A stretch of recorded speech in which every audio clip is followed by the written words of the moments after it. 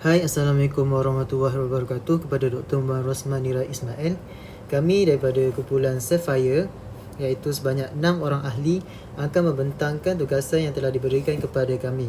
Okey, ini adalah petikan yang telah diberikan untuk daripada soalan. So, untuk soalan pertama adalah formulate an LP to maximize the profit. Okey, untuk kita bentukkan LP ni, kita ada 3 langkah. So, untuk langkah pertama, kita perlu mengenal pasti pemboleh ubah. Untuk pemboleh ubah pertama, kita boleh lihat daripada petikan itu, pengeluaran cincin jenis 1 adalah X1 kita. Pengeluaran cincin jenis 2 adalah X2. Bilangan delima yang dibeli adalah R. Okey. Seterusnya kita mempunyai fungsi objektif iaitu maksimum Z sama dengan 400 X1 tambah 500 X2 dan tolak 100R. Dekat petikan ada menyatakan tentang each type 1 ring sell for 400 and each type 2 ring sell for 500. Dekat sini kita boleh dapatkan iaitu 400 X1 dan tambah 500 X2 kerana 400 X1 tu merujuk kepada 400 pengeluaran cincin jenis 1 dan 500 X2 merujuk kepada 500 pengeluaran cincin jenis 2. Dan tolak 100R ni merujuk kepada extra rubies can be purchased at a cost of 100 per ruby. Okey, itu saja. Seterusnya, kita pergi ke langkah yang ketiga iaitu mengenal pasti kekangan. Berdasarkan soalan, jumlah penggunaan delima dan nilam untuk menghasilkan satu cincin jenis 1 dan satu cincin jenis 2 hendaklah tidak melebihi jumlah delima dan nilam yang dimiliki oleh Zales. Satu cincin jenis 1 memerlukan 2 buah delima, manakala satu cincin jenis 2 memerlukan 3 buah delima. Oleh itu, X1 cincin jenis 1 memerlukan 2X1 buah delima dan X2 cincin jenis 2 memerlukan 3X2 buah delima. Jumlah delima yang dimiliki oleh Zales adalah 100 buah dan delima boleh dibeli dengan harga $100. Oleh itu, kekangan delima boleh ditulis sebagai 2X1 tambah 3X2 tolak R lebih kecil atau sama dengan 100. Kemudian, satu cincin jenis 1 memerlukan 3 buah nilam, manakala satu cincin jenis 2 memerlukan 2 buah nilam. Maka X1 cincin jenis 1 memerlukan 3X1 buah nilam dan X2 cincin jenis 2 memerlukan 2X2 buah nilam. Jumlah nilam yang dimiliki oleh Zales adalah 120 buah. Oleh itu, kekangan nilam boleh ditulis sebagai 3X1 tambah 2X2 lebih kecil atau sama dengan 120. Seterusnya, jumlah masa buruh barang kemas untuk menghasilkan cincin jenis 1 dan cincin jenis 2 mestilah tidak melebihi jumlah masa buruh barang kemas yang sedia ada. Satu cincin jenis 1 memerlukan 1 jam masa buruh barang kemas, manakala satu cincin jenis 2 memerlukan 2 jam masa buruh barang kemas. Maka X1 cincin jenis 1 memerlukan X1 jam masa buruh barang kemas dan X2 cincin jenis 2 memerlukan 2X2 jam masa buruh barang kemas. Jumlah masa buruh barang kemas yang ada adalah 70 jam. Oleh itu, kekangan pada masa buruh barang kemas boleh tulis sebagai X1 tambah 2X2 lebih kecil atau sama dengan 70. Kemudian, mengikut permintaan pasaran, sekurangnya 20 buah cincin jenis 1 dan 25 buah cincin jenis 2 perlu dihasilkan. Maka, kekangan bagi cincin jenis 1 boleh ditulis sebagai X1 lebih besar atau sama dengan 20. Manakala kekangan bagi cincin jenis 2 boleh tulis sebagai X2 lebih besar atau sama dengan 25. Diketahui bahawa Zales tidak mungkin menghasilkan hasil negatif jenis cincin. Oleh itu, pemboleh ubah X1 dan X2 tidak boleh mempunyai nilai-nilai negatif. Maka kekangan negatif ialah X1 lebih besar atau sama dengan kosong dan X2 lebih besar atau sama dengan kosong. Modal LP yang lengkap kemudian boleh diperoleh daripada gabungan langkah 1, langkah 2 dan langkah 3. Seterusnya, saya, Putri Nur Syafawati, bernombor matrik A168960 akan menerangkan soalan kedua iaitu Find the optimal solution using one of the following method. Saya telah memilih untuk menggunakan kaedah simplex. Terdapat 4 langkah bagi mendapatkan penyelesaian optimum menggunakan kaedah simplex. Langkah pertama, kita perlu menukarkan kekangan yang telah diperoleh daripada model pengatur caraan linear lengkap ke dalam bentuk persamaan. Model PL lengkap boleh dirujuk di soalan 1. Berikut adalah merupakan kekangan yang telah diubah ke dalam bentuk persamaan. Bagi langkah kedua, kita perlu memasukkan nilai pemboleh ubah asas dan nilai pemboleh ubah bukan asas ke dalam tablo simplex awal. Bagi langkah ketiga pula adalah tata cara penyelesaian simplex.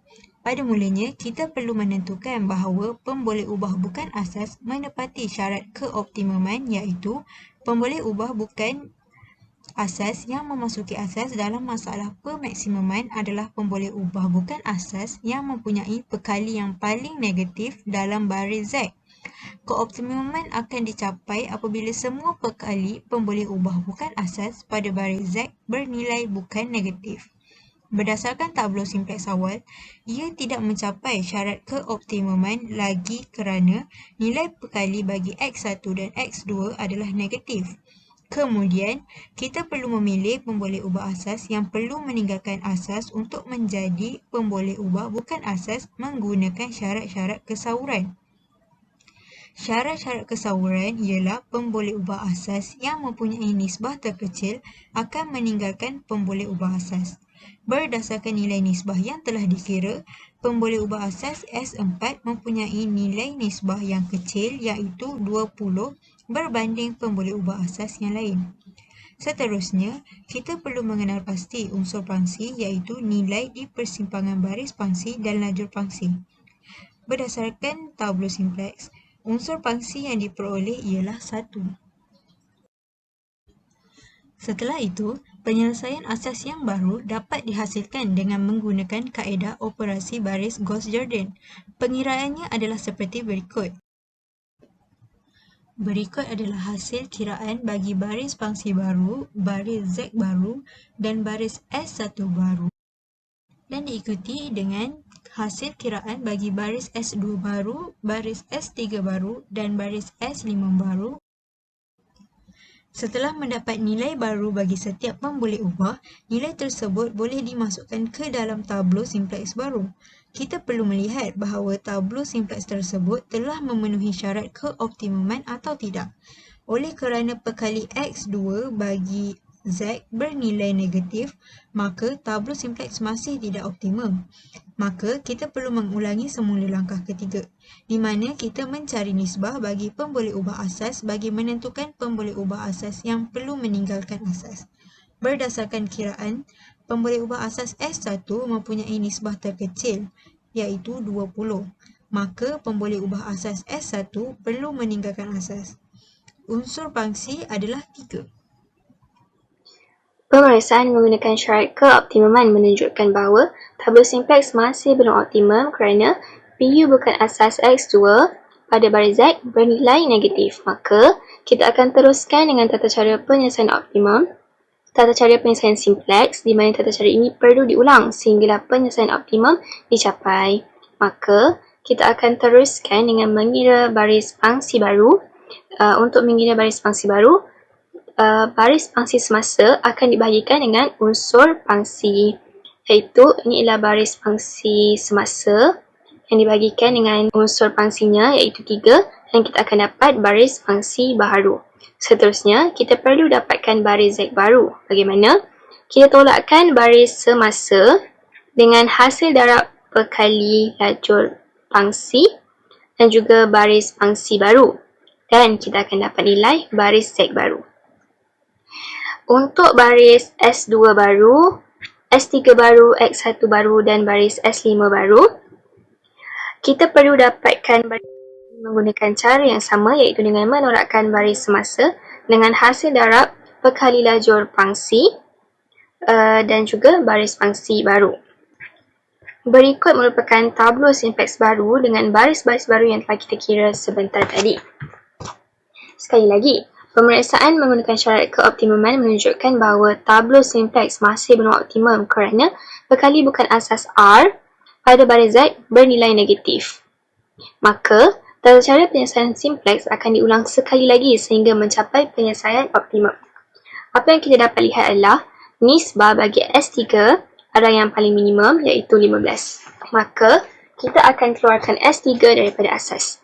Juga menggunakan tata cara penyelesaian simpleks yang sama, kita akan dapatkan baris pangsi baru, baris Z baru, baris X2 baru, baris S2 baru, baris X1 baru dan juga baris S5 baru. Maka kita dapati tablo simpleks baru adalah seperti yang berikut. Kita perhatikan, tiada perkali PU bukan asas X1, X2 dan R bernilai negatif pada baris Z, maka syarat keoptimuman telah dicapai. Di sini kita dapat penyelesaian optimumnya adalah Z sama dengan 19,000, X1 sama dengan 20, X2 sama dengan 25, R sama dengan 15, S2 sama dengan 10, S5 sama dengan 0, S1, S3, S4 sama dengan 0. Nilai S1, S3, S4 dan S5 adalah bernilai sifar. Oleh itu, sumber-sumber ini adalah sumber yang terhad kerana mereka telah digunakan sepenuhnya. Assalamualaikum dan salam sejahtera. Nama saya Nur Hidayah binti Jailani, nombor metrik A168753. Saya ingin menunjukkan bagaimana saya mendapatkan penyelesaian menggunakan Excel. Pertama sekali, saya memasukkan nilai perkali fungsi objektif kekangan 1 sehingga kekangan 5, iaitu nilai-nilai perkali sebelah kiri dan nilai sebelah kanan. Nilai optimum fungsi objektif, nilai optimum boleh ubah keputusan S1, S2 dan R. Saya masukkan nilai sifar. Nilai sifar ini adalah pemboleh ubah awal bukan asas. Dan kemudian saya masukkan nilai kekangan 1 sehingga kekangan 5 yang ada pada soalan dan persamaan yang telah kita wujudkan pada soalan 1. Kemudian saya menyelesaikan soalan ini menggunakan kaedah solver yang ada dalam Excel. Pertama sekali kita klik set objektif kita, iaitu ini. Kemudian kita memilih maksimum atau minimum. Soalan ini meminta untuk menyelesaikan maksimum Z. Kemudian kita menukar nilai yang kita ingin tukar, iaitu nilai ini, ketiga-tiga ini. Kemudian kita masukkan kekangan yang ada pada di sini. Kemudian kita pilih solve method, simple LP, kemudian klik solve dan kita tekan answer, klik OK. Kemudian kita dapatlah penyelesaian optimum bagi soalan ini. Penyelesaian optimum adalah sebanyak 20 unit cincin jenis 1 dihasilkan, 20 unit cincin jenis 2 dihasilkan dan 15 unit cincin jenis ruby dihasilkan dengan nilai kos pengeluaran maksimum RM19,000. Itu sahaja daripada saya. Sekian, terima kasih. Kesimpulannya, dapat kita ketahui bahawa penyelesaian optimum menggunakan kedua kaedah ini adalah sama. Menggunakan Excel dan juga kaedah simplex memberikan nilai optimum Z 19,000. Bagi nilai X1 adalah 20, X2 adalah 25 dan juga R adalah 15. Seperti yang kita dapat lihat, nilai S1, S3, S4 dan juga S5 adalah sifar. Ini bermaksud sumber yang digunakan telah habis dan juga digunakan sepenuhnya. Sumber tersebut adalah sumber yang terhad. Untuk S2 pula, nilainya adalah 10. Hal ini bermaksud sumber tersebut tidak digunakan sepenuhnya dan mempunyai baki sebanyak 10.